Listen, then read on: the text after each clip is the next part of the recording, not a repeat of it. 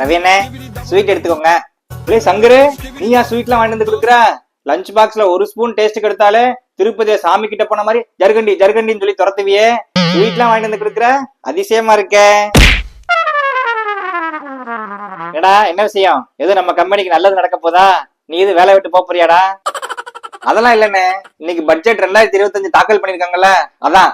அப்படியா? ஸ்வீட் குடுக்குற அளவுக்கு அப்படி என்ன பட்ஜெட் உனக்கு சாதகமா இருக்கு? அண்ணே 12 லட்சம் வரைக்கும் ஜீரோ டாக்ஸா.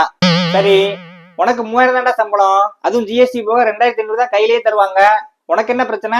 ரவி அண்ணே, இப்ப நான் எவ்வளவு வாங்குறேன்னு உங்களை யாராவது கேட்டாங்களா? இப்போ